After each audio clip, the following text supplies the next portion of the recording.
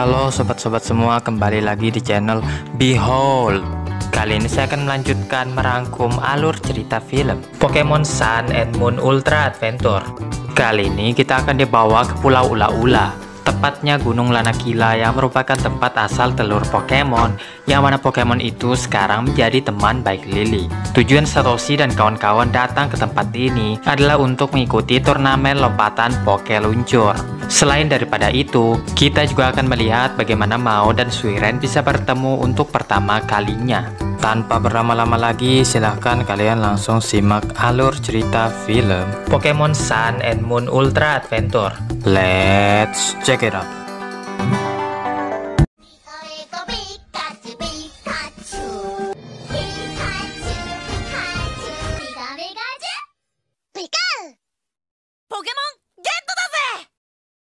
Di sekolah sedang waktu istirahat, Satoshi dan kawan-kawannya menggunakan waktu itu untuk makan siang. Lalu Suiren menceritakan tentang kedua adik kembarnya, Ho dan Sui, yang menghilang kemarin. Untungnya mereka berdua kembali ke rumah pada sore hari. Mereka mengaku tersesat di hutan dan bertemu dengan Pokemon yang besar sekali. Pokemon itulah yang menuntun mereka pulang. Pokemon itu juga memberi buah beri berwarna merah yang baunya harum. Roto menunjukkan beberapa buah berwarna merah yang mungkin adalah buah yang dimaksud Suiren. Ternyata buah itu bernama Haban. Seketika Mao mengingat buah itu, di mana Mao dan Suiren juga pernah mendapatkan buah itu. Dulu saat masih kecil, Mao dan Suiren juga pernah tersesat di hutan dan ditolong oleh Pokemon besar yang mereka beri nama kakek hutan. Namun mereka tidak mengingat bentuk persis dari Pokemon itu, dan sampai sekarang mereka tidak pernah bertemu lagi dengan Pokemon itu. Bagaimanapun juga, Suiren ingin bertemu lagi dengannya untuk berterima kasih karena telah membantu kedua adiknya.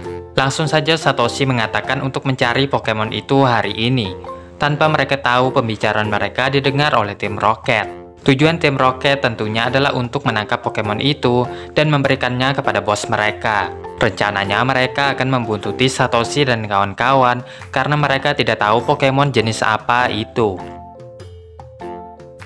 Yang berangkat ternyata hanya Satoshi, Suiren, dan juga Mao. Karena teman-teman mereka ada kesibukan tersendiri yang tentunya tidak bisa mereka tinggalkan. Ya walaupun agak kurang lengkap tanpa kehadiran mereka. Suiren sangat bersemangat sekali mencari kakek hutan. Ceritanya begini, pada hari itu adalah pertama kalinya Mao bertemu dengan Suiren. Suiren dan ibunya pergi berkunjung ke rumah Mao. Suiren sedang duduk berdiam diri sambil menunggu ibunya. Lalu Mao menyapanya lebih dulu dan memperkenalkan dirinya. Saat itu Suiren masih malu-malu, tapi Mao langsung menarik Suiren ke dalam hutan untuk bermain bersamanya.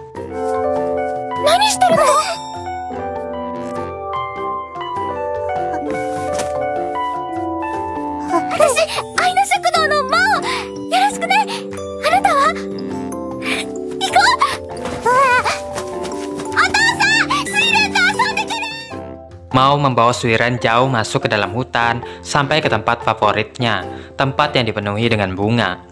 Mao membuatkan gelang dari bunga. Suiren memuji Mao yang saat itu ia panggil Nona. Mao mengatakan untuk memanggilnya dengan Mao saja. Lalu keduanya pergi lagi mengejar Pokemon masuk ke dalam hutan.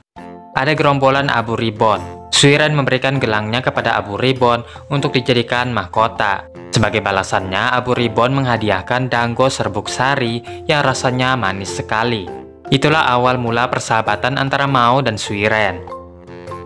Tim Rocket juga mendengarkan cerita itu dan juga ingin mencoba Dango Serbuk Sari yang diyakini sangat bernutrisi dan bagus untuk tubuh. Musashi beruntung karena ia bisa merasakan Dango Serbuk Sari itu setelah diberikan oleh Abu Ribbon. Tapi ternyata Dango yang ia dapatkan itu membuat Musashi sakit perut. Kojiro mengatakan Abu Ribbon juga bisa memberikan Dango yang rasanya tidak enak yang digunakannya sebagai senjata. Lanjut mereka sampai ke tempat di mana mereka bertemu dengan kakek hutan. Mao dan Suiren mengikuti Abu Ribbon dan terkejut melihat Pokemon yang belum pernah mereka lihat sebelumnya. Ayah Mao berpesan jika Mao bertemu dengan Pokemon yang tidak diketahui, ia harus lari dengan hati-hati. Kakek hutan lalu meraung dengan kencang, yang membuat Mao dan Suiren lari ketakutan. Rotom mengatakan ia bisa menebak Pokemon apa itu jika Mao dan Suiren memberitahukan ciri-ciri dari Pokemon itu.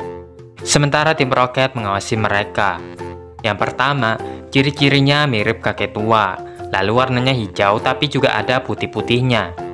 Sudah cukup info bagi Rotom untuk bisa menebak Pokemon itu, yaitu adalah Yukino. Tapi ternyata tebakannya salah. Rotom masih tidak percaya tebakannya salah, padahal ia sudah yakin betul. Kemudian melanjutkan cerita sebelumnya, Mao dan Suiren yang lari dari kakek hutan tiba di sebuah tempat yang tidak mereka ketahui. Lebih tepatnya mereka berdua tersesat. Mao menyalahkan dirinya karena telah mengajak Suiren masuk ke dalam hutan. Mao takut mereka berdua tidak bisa kembali pulang. Mao pun menangis. Kemudian setelah itu, buah haban terjatuh entah dari mana. Suiren menunjukkan buah itu kepada Mao yang mengaku juga belum pernah melihat buah itu. Begitu Suiren mencobanya, ia menyuruh Mao untuk memakannya juga karena buah itu sangat enak sekali.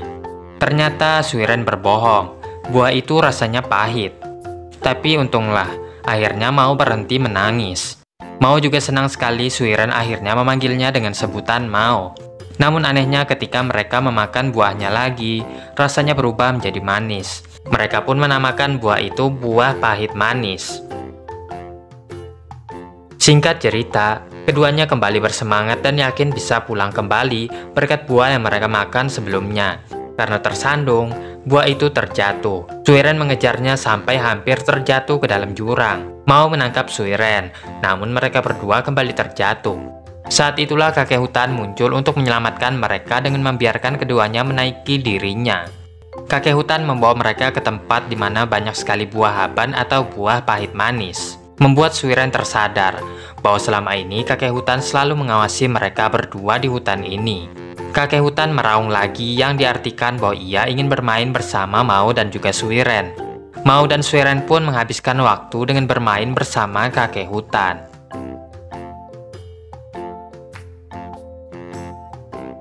Rotom akhirnya tahu Pokemon apa itu. Itu adalah Jijilong, Pokemon ketenangan tipe normal naga. Pokemon itu tinggal di pegunungan, suka makan buah-buahan dan juga diketahui suka bermain bersama anak manusia.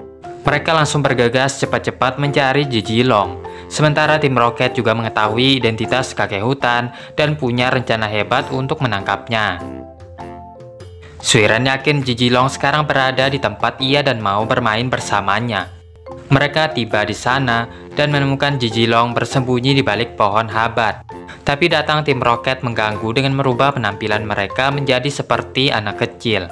Tim Rocket tahu Jijilong tertarik dengan anak kecil dan berusaha merayunya. Tapi Jijilong menolak kehadiran tim Rocket dengan menjauh. Tahu rencana mereka akan gagal, Nyasu mengeluarkan senjata yang ia sembunyikan di dalam dotnya. Nyasu berhasil menangkap Jijilong. Jijilong, tasukare nda!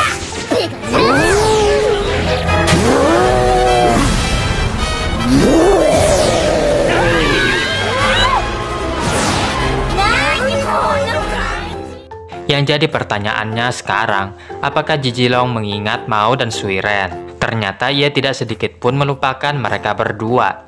Semuanya pun memeluk Jijilong, Pokemon yang ramah terhadap anak-anak itu. Suiren menyampaikan rasa terima kasihnya karena telah menolong kedua adiknya. Satoshi mencoba buah haban untuk yang pertama kalinya. Mao dan Suiren pun tersenyum malu mengingat kenangan masa kecil mereka. Satoshi dan kawan-kawan pergi ke Pulau Ula-Ula, tepatnya ke Gunung Lanakila yang merupakan gunung tertinggi di Pulau Alola. Anak-anak itu dengan riang gembira bermain di antara tumpukan salju. Chiron juga terlihat senang, karena tempat ini merupakan tempat asalnya di mana Chiron masih berbentuk telur sebelum dibawa ke sekolah Pokemon. Sementara itu, ada beberapa Pokemon yang tidak suka berada di sini, yaitu Pokemon bertipe serangga, api, dan juga rumput. Untuk itu, mereka memasukkan Pokemon-Pokemon itu ke dalam Pokeball. Satoshi tidak sabar ingin melihat evolusi dari Makan Kani, yang mana itu memang tujuan mereka datang ke tempat ini. Lalu mereka melihat sekelompok Yuki Warashi, dan juga ada Sen yang berwujud Alola. Frog menjelaskan di Alola tidak banyak ditemukan Pokemon yang tinggal di daerah pegunungan salju. Karena perjalanan masih jauh, mereka memutuskan untuk beristirahat sebentar. Saat semuanya sedang menunjukkan bekal yang mereka bawa, Mamane menyadari ada jejak kaki Pokemon yang sangat besar sekali yang belum pernah mereka lihat sebelumnya. Roto memperkirakan itu adalah jenis Pokemon baru. Chiron tiba-tiba berlari ke arah lain, diikuti oleh Lily dan juga yang lainnya. Hampir saja Lily tertabrak kereta luncur. Untungnya Kyukon melindunginya. Seorang wanita yang mengendarai kereta luncur meminta maaf kepada Lily karena hampir mencelakakan Lily. Wanita itu mengaku ia sedang berlatih kereta luncur dan tidak menyangka akan ada orang yang lewat di daerah ini. Lily penasaran jurus apa yang dipakai oleh Kyukon itu. Yang dijawab oleh wanita itu bahwa itu adalah Aurora Veil. Lily juga ingin Chiron mempelajari jurus itu. Satoshi dan Mamane tiba. Mamane langsung tahu bahwa wanita itu adalah Sarah, peserta lompatan Pokeluncur yang berkesempatan untuk ikut kejuaraan dunia. Mereka pun memperkenalkan diri kepada Sarah. Roto menjelaskan Pokemon milik Sarah yang merupakan Kyukon wujud Alola. Berbeda dengan wujudnya yang ada di Kanto, ia bertipe es peri. Sarah harus pergi sekarang untuk menghadiri kontes. Sebelum itu, ia mengajak Lily dan yang lainnya untuk ikut turnamen lompatan Pokeluncur yang diadakan besok. Di tempat lain, Maken Kani sedang bertarung dengan Nyula.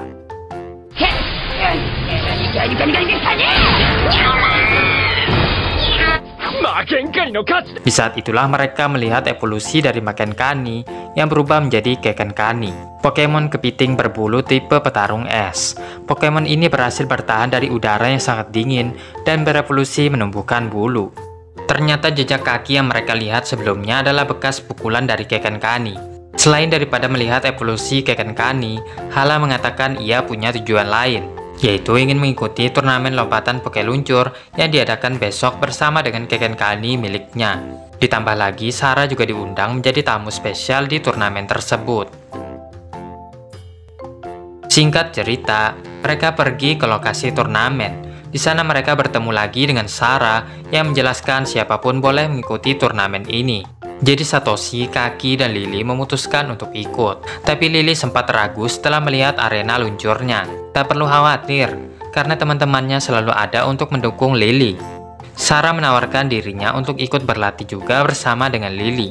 Tim Rocket juga ikut turnamen itu, dan memastikan mereka yang akan memenangkan turnamen itu.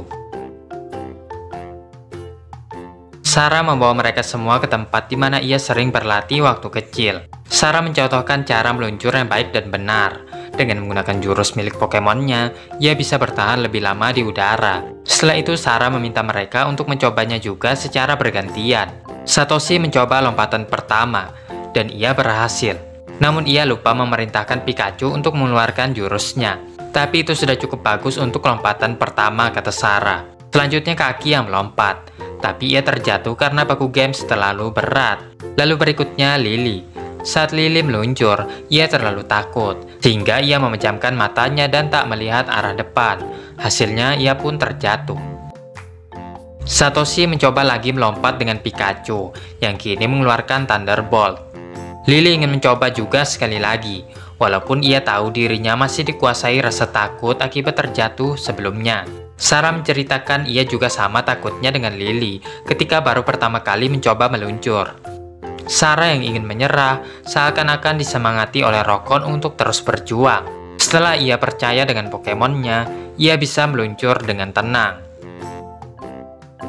Untuk mengatasi rasa takutnya, Kaki membawa Lily terbang.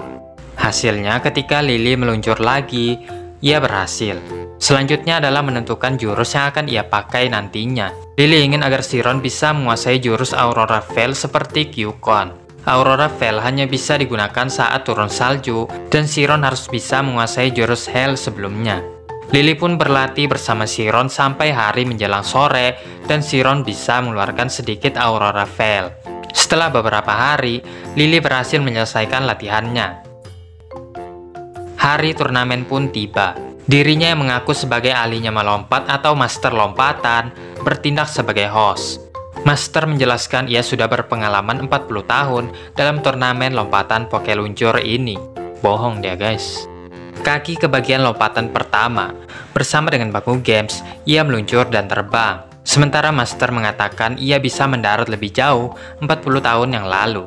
Peserta selanjutnya adalah Musashi yang menyamar. Musashi dengan bantuan Shadow Ball Mimikyu mempercepat kereta luncurnya. Suatu teknik yang dikembangkan oleh Master 50 tahun yang lalu. Padahal tim Rocket bisa saja memenangkan turnamen itu, namun datang lagi Keteruguma yang menangkap tim Rocket untuk dibawa pulang. Peserta berikutnya adalah Hala. Keken Kani menggunakan power up punch untuk terbang. Dengan itu, ia bisa lebih lama bertahan di udara. Master mengatakan 60 tahun yang lalu, ia terbang lebih tinggi daripada Hala. Tak main-main, yang dikeluarkan Satoshi malahan adalah jurus jet. Namun hal itu justru memukul mundur Satoshi terbang ke arah sebaliknya, mengalahkan rekor mundur milik Master 70 tahun yang lalu. Setelah melewati beberapa peserta, akhirnya tiba giliran Lily, menunjukkan bahwa ia sudah berlatih dengan sangat keras.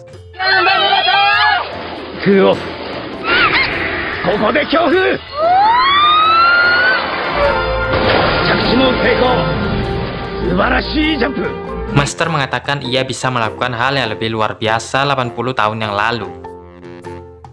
Selagi juri memberikan nilai, penonton akan disajikan lompatan hiburan dari tamu spesial, Sarah. Sarah mengeluarkan jurus dari Q-Code yang diakhiri dengan Aurora Veil, membuat penonton terpukau. Itulah yang Master lakukan saat 90 tahun yang lalu. Setelah menunggu cukup lama, akhirnya tiba waktunya pengumuman. Dan pemenangnya adalah Hala dan Keken Kani. Hadiah juara pertama adalah kereta luncur milik Master yang ia rawat selama 99 tahun. Lily agak kecewa karena ia tidak berhasil memenangkan turnamen. Sarah mengatakan perasaan kecewa itulah yang akan mendorong Lily untuk terus mencoba dan terus mencoba. Lily membalas bahwa berbagi perasaan dengan Pokemon adalah suatu hal yang sangat menyenangkan. Itu akan menjadi pengalaman yang berharga saat semuanya kembali ke Pulau Mele Mele.